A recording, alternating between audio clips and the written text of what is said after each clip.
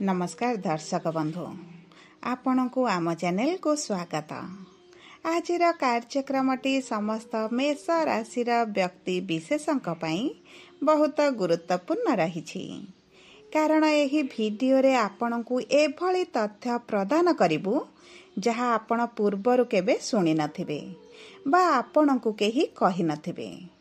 एही वीडियो रे आपण जानिबे सेही सबु अप्रिय सत्य विषय रे जहाँ आपणक दुख कष्ट पीड़ार मुख्य कारण होइथाए एवं आपण जानिबे आपणक मन रे उंकी मारुथिबा समस्त प्रश्नर गोटी गोटी करी उत्तर, जेपरि आपणक दुख काहींकी मिलुछि, आपणक दुखर कारण कौन, आपणक भाग्य रे दुख अछि ना आपण निज पाई एही सबु दुख कष्ट भोग करुछंती। तेबे एही सबु प्रश्नर उत्तर देबा सह प्रकृत कारण कौन ताहा मध्य आपणको जणाई देबो। सबुठारु बड़ कथा हैला किभଳି आपण दुख कष्टरु बाहर को आसीबे सेथिपाई किछि सहज उपाय मध्य आपणको जणाइबो। सेथिपाई आपण भिडियोटी को शेष पर्यंत देखंतु। एबे चलंतु कार्यक्रमटी को आरंभ करिबा एवं जानिबा आपणक जीवनर किछि अप्रिय सत्य।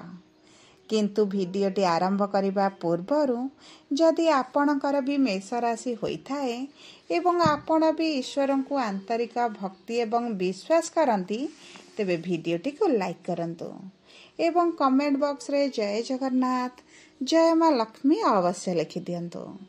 ता सहित आपणक मन रे जहाँ भी प्रश्न रही, जहाँ भी द्वंद्व रही, आपण कमेंट बॉक्स रे लिखि जणांतु। आमे आपणक प्रश्नर उत्तर देबा पई यथा संभव प्रयास करिबु। देखंतु विलंब हेले मध्य आपणक प्रश्नर आमे निश्चित उत्तर देबु। ता सहित दर्शक बंधु जानी रखंतु जे वीडियोर मध्य भाग रे आम सह जोगाजोग करिबा पई एक व्हाट्सएप नंबर टी दिया जायछि, जो नंबर साहाय्य आपण आम सह जोगाजोग करी निजर नूतन कुंडली प्रस्तुत करि परिबे किंबा आपणक कुंडली को विश्लेषण कराई परिबे। ता सहित जदि आपणकर चाकरी विवाह स्वास्थ्य को नहीं किछि समस्या रही आम सह आलोचना करी यार समाधान करि परिबे। ता सहित आपणकर जदि विवाह पाई कि कुंडली मेलन करबा को चाहुचंती ताहा मध्य आम सह जोगाजोग करि परिबे। सेथिपाई आपण आम सह वीडियोर शेष पर्यंत जोड़ी होई रुहंतु। एबे चलंतु कार्यक्रमटी को आगक बढ़ाइबा एवं जानिबा मेष राशिर भाग्य भविष्यत रे कौन रहिछि, तांको शुभाशुभ फल कौन मिलिबो गोटी गोटी करी आलोचना करिबा। देखंतु दर्शक बंधु, ज्योतिष शास्त्र अनुसारे राशि चक्रर प्रथम राशि हेउछि मेष राशि, जार स्वामी हेउछंती प्रभु मंगल एवं जे सेनापति अटंती, नवग्रहंकर सेनापति।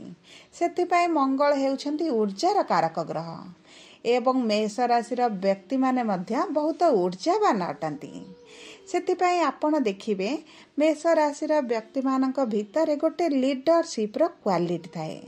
से माने जेकोसी कार्यर लीडरशिप नेबा को बहुत पसंद करती एवं सही कार्य को सठिक रूप रे मध्य से माने परिचालना करती, जेउथिपाई से माने जेकोसी कार्यर नेतृत्व नेले सेमानंक द्वारा कौनसी भी भूल होई न थाए। ता सहित देखंतु एही व्यक्ति माने जेकोसी कार्य को निजर दायित्व रे नेबे किंबा जेकोसी कार्य रे माने सुचारू रूपे परिचालना करिवार मनस्थ करिवे, से कार्य को से माने जेकोसी उपाय रे नेई आनी से कार्य को थोई देबे। ताहा सहित एमाने एका साथी रे बहुत गुड़िए कार्य रे मुंड पुरांती। यह हेउची एही व्यक्ति मानकर प्रथम अप्रिय सत्य। एमाने चेष्टा करती गोटे टाइम रे बहुत गुड़े कार्य करिबा पाई एवं एमानंक पाखरे सेही दक्षता मध्य रही थाए, जेउथिपाई एमाने बहुत टेंशन रे मध्य रुहंती। काहेकि ना बहुत गुड़िए लोक चाहती कि एमानंक ऊपर कार्यर भार सब देई दबा पाई, एमानंक द्वारा किछि कार्य हासिल करिबा पाई। सेथिपाई एमाने सेमानंकर कार्य निज मुंड को नहीं अधिक टेंशन रे रुहंती, चिंता रे रुहंती एवं सामना वाला लोक को नाई कहि पारंती नहीं। एमाने जहाकु थारे चाहिए से लोक को बहुत जल्दी ऊपर को उठाई पारिबे, जीवन में सफलता देदेवे एवं ताको जीवनर जहाँ भी आवश्यकता से सब पूरण करने सक्षम मध्य कराइदेवे।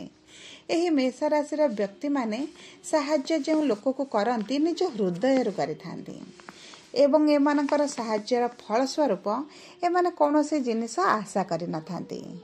देखंतु एही लोक माने सबुबले गंभीर होइथांती, एमानक मुहरे सबुबले गंभीरता देखा जाय थाए।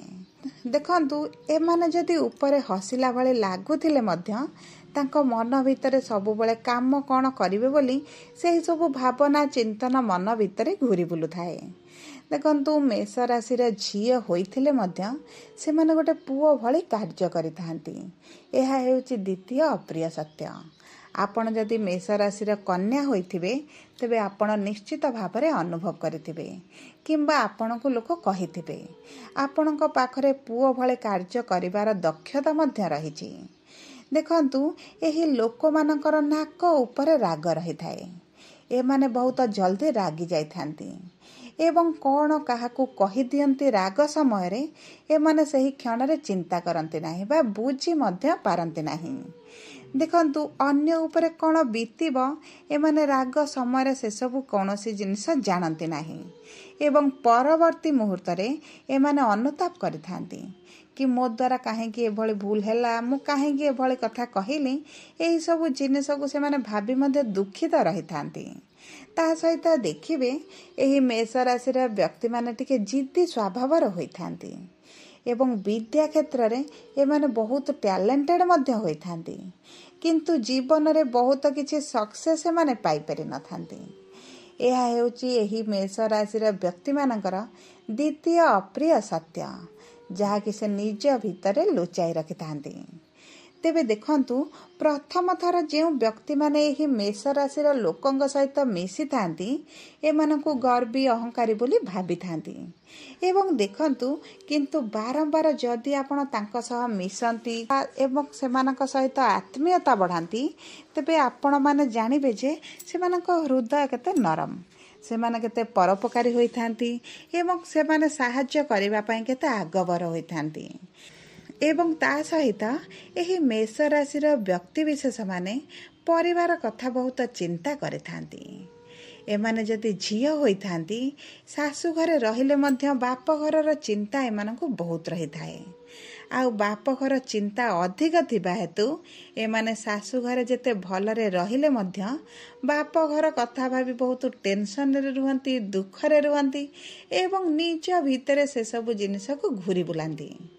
एमाने पिला दिनर सांग साथी सहित अधिक संपर्क रखिथांती, तांको सहित मिसिबा कथा हेबा एवं सेमानक सहित अधिक आदान प्रदान करने सेमानकु पसंद आसीथाए। एही मेष राशि व्यक्ति माने बहुत हार्डवर्क करती, ता सहित एमाने से सबु कार्य को निज बुद्धि बल टैलेंट सहित समाप्त मध्य कर देइथांती।